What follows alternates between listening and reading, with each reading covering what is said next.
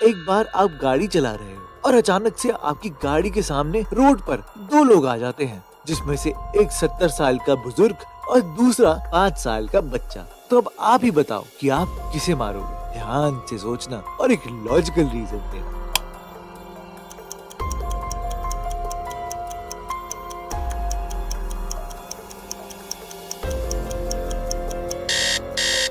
तो दोस्त, क्या आपने डिसाइड कर लिया? क्या आपको पता चला कि आप किसे मारोगे? नहीं?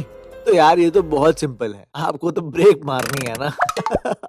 मैंने कहा था ना कि ये सवाल 10 साल का बच्चा भी दे देगा, लेकिन आप नहीं दे पाओगे। तो फिर आपका दिमाग कैसे घूम गया?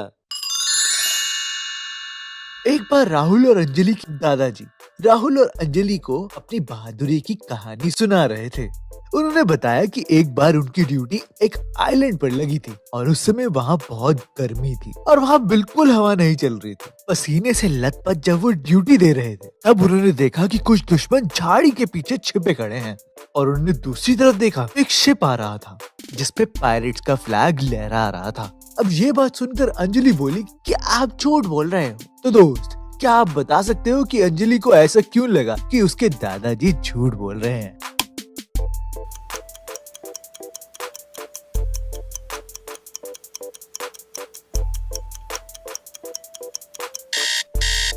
तो दोस्त, इसका आंसर समझ में आया? नहीं तो ये देखो, दादाजी ने बताया था कि वहाँ तो हवा भी नहीं चल रही थी, तो पायरेट्स का झंडा लहराता हुआ कैसे दिख रहा था, हैं? एक बार तूफान आता है और तूफान जाने के बाद पता चलता है कि मिसेस वर्मा का मर्डर हो गया है और उस समय घर पर 3 लोग थे, मिसेस वर्मा के हस्बैंड, उनकी मदर इन लॉ और उनका शेफ।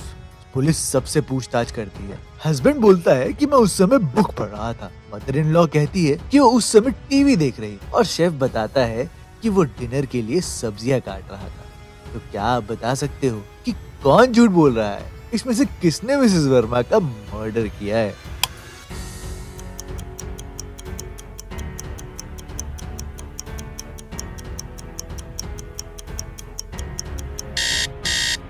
दोस्त, इसका आंसर ये है कि मिसेस वर्मा का मर्डर उनकी मदर इन लॉ ने किया है, क्योंकि जब तूफान आता है उस समय उस जगह की बिजली काट दी जाती है ताकि कोई हादसा ना हो। तो फिर मदर इन लॉ टीवी कैसे देख रही थी, है ना?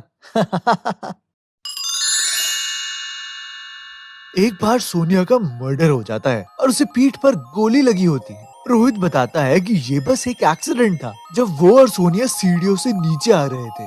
तब सीढ़ियों से फिसलने के कारण उसकी पॉकेट से गन का ट्रिगर दब गया और गोली सोनिया को जा लगी। वो दिखाता है कि पॉकेट पर गन पाउडर भी है और सोनिया की चोट के पास का गन पाउडर और रोहित की पॉकेट का गन पाउडर सेम है। फिर भी रोहित को मर्डर के इल्जाम में सजा हो जाती है। बताओ क्यों?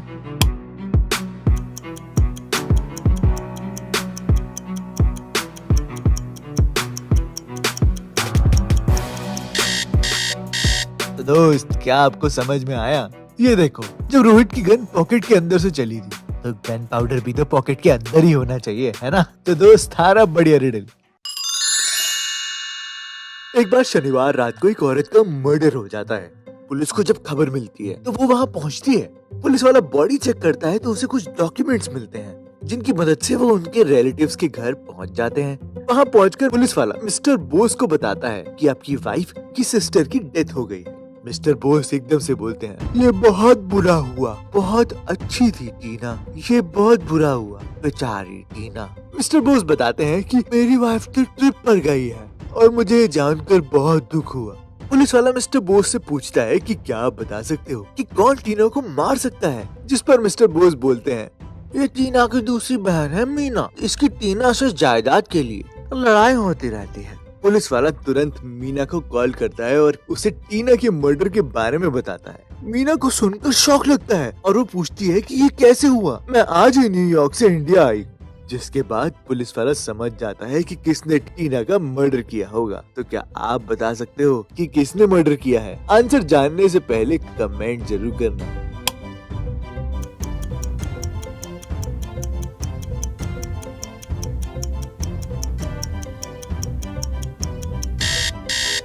तो दोस्त, क्या आपको पता चला कि कौन है मर्डरर? इसका आंसर है मिस्टर बोस। वो इसलिए क्योंकि जब पुलिस वाले ने ये बताया कि आपकी वाइफ की सिस्टर का मर्डर हो गया है, तो मिस्टर बोस को कैसे पता चला कि मर्डर टीना का हुआ है। क्योंकि दोस्त, मीना भी तो एक और बहन थी, तो था ना कितना चालाक पुलिस वाला। एक बार सनी अपनी वाइफ से लड़कर बिना डिनर लिए घर से बाहर निकल गया। चलते चलते वो जंगल में पहुंच गया। वहाँ अचानक से वो एक बड़े से गड्ढे में गिर जाता है। वो चिल्लाता है पर कोई उसकी नहीं सुनता। वो बाहर निकलने की कोशिश करता है पर नहीं निकल पाता।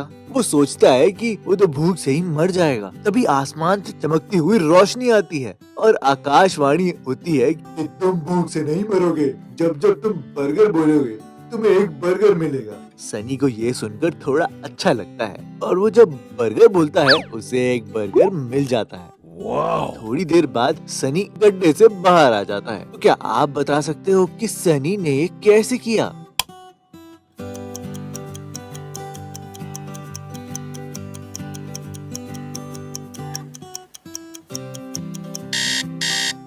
तो दोस्त, इसका आंसर है कि सनी बार बार बर्गर बोलता रहा और आसमान से बर्गर गिरता रहा, जिनको एक के ऊपर एक रखकर और उनके ऊपर चढ़कर वो गड्ढे से बाहर आराम से आ गया।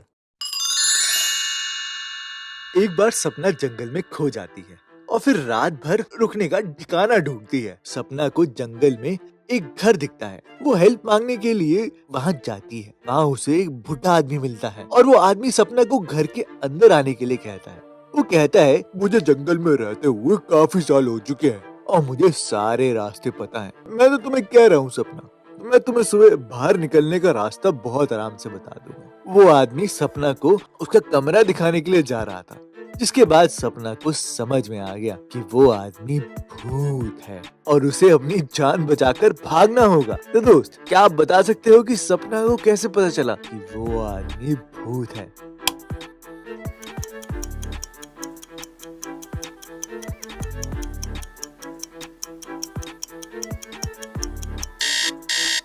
तो क्या आपको समझ में आया कि सपना को कैसे पता चला कि वो आदमी भूत था?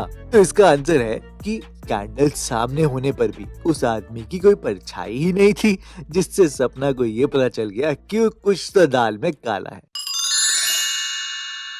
एक बार एक खजाना ढूंढने वाला जंगल में चल रहा था। उसे अचानक से ही एक बड़े से पत्थर पर कुछ लिखा हुआ मिला। वो आदमी समझ गया कि जरूर ये खजाने का रास्ता है, पर कुछ समझ ही नहीं आ रहा था। क्या आप बता सकते हो कि इस साइन का मतलब क्या है और खजाना कहाँ है?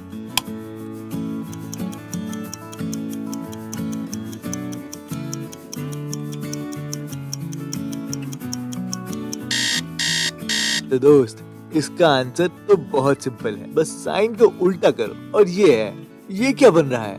SOUTH, यानी साउथ। इसका मतलब खजाना साउथ डायरेक्शन में है। एक बार सारा आंखें खोलती है तो वो एक बंद कमरे में होती है। वहाँ ना तो खाना और ना ही पानी है। लेकिन वहाँ सामने 3 दरवाजे होते हैं। हर दरवाजे पर कुछ साइंस है। पहले दरवाजे पर M बना हुआ है, दूसरे पर एरो, तीसरे पर हार्ट।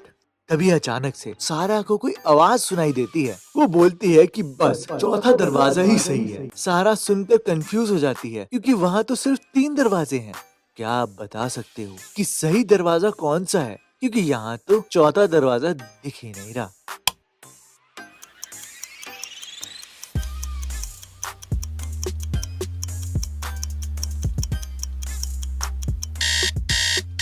इस वाले रिडल में आपने एक बात नोटिस की होगी कि हर दरवाजे पर कुछ साइंस हैं। तो इसका आंसर भी इन्हीं साइंस में छुपा है, क्योंकि इन पर ये नंबर लिखे हैं। पहले दरवाजे पर 1 लिखा है और दूसरे दरवाजे पर 4 और तीसरे दरवाजे पर 2। तो 4 नंबर वाला दरवाजा ही सही है। तो दोस्त, था ना काफी मजेदार रिडल।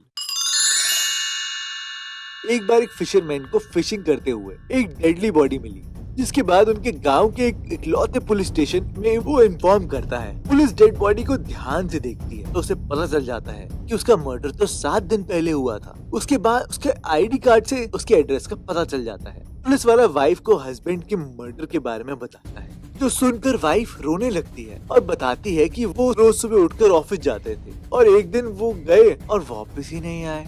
ये सुनकर पुलिसमैन वाइफ को अरेस्ट कर लेता है। तो आप ही बताओ, ऐसा क्यों होता है?